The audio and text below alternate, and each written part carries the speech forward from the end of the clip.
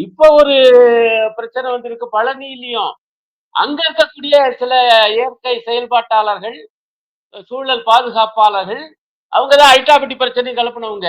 ஆரம்பத்துல, ரொம்ப காலத்துக்கு முன்பே. அவங்க பழனி மலைக்கும் ஆபத்து. இங்கேயும் சுரங்கம் தோண்டுவதற்கான ஏற்பாடு நடக்குது என்று ஒரு முக்கியமான செய்திய. இங்க எப்படி அரிட்டாபட்டி பற்றி மதுரை கலெக்டர்ட்ட மனு குடுத்தாங்களோ, அதேபோல திண்டுக்கல் கலெக்டர்ட்ட மனு குடுக்குற வேலைய அவங்க பண்ணியிருக்காங்க. அதுல வரக்கூடிய செய்தியெல்லாம் பார்த்தா, நமக்கு உண்மையிலேயே பெரிய அதிர்ச்சியா இத விட பெரிய ஆபத்து. அரிட்டாபட்டிய விட பழனி மலைக்கு பெரிய ஆபத்து இருக்கும் போல் இருக்குது. இங்க அரிட்டாபட்டியில டங்ஸ்டன் என்கிற கனிம வளத்தை தோண்டுவதற்கு பூரா சுரங்கம். அ அங்க வந்து என்னன்னா, மாலிப்டினம் மாலிப்டினம் அப்படின்னு நான் புதுசா இப்பதான் கேள்விப்படுறேன். அப்படி ஒரு முக்கியமான கனிம வளம்.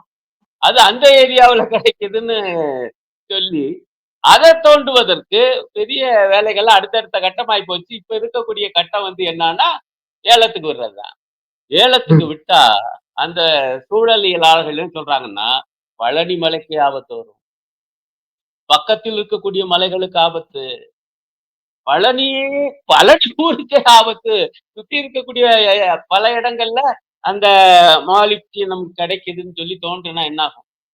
அப்ப அவங்க என்ன கேட்கறாங்கன்னா, நீங்க உண்மையிலேயே குன்றம் காக்கணும்னா, இப்ப முக்கியமா காக்க வேண்டியது எதுன்னா பழனி மலைய. ஆகவே அதற்கு தீர்மானம் போடுங்களான்னு மாநாட்டுக்கு முன்பே அவங்க சொல்லியிருந்தாங்க. அத பத்தியும் தீர்மானம் வரல. ம். அப்படி என்றால் இவங்களுடைய நோக்கம் உண்மையில் குன்றங்களை காப்பதல்ல. இவங்களுடைய நோக்கம் கோவில்களை காப்பதல்ல. இவங்களுடைய நோக்கம் மெய்யான முருக பக்தி அல்ல. எல்லாம் இவங்க பூராமே போலிகள். அது வந்து பொய்யான பக்தர்கள். இவங்க வந்து அரசியல் அதிகார பக்தர்கள். அதனால தான் கூச்சமே இல்லாம ராமர தூக்கி ஒதுக்கி வச்சுட்டாங்கல்ல.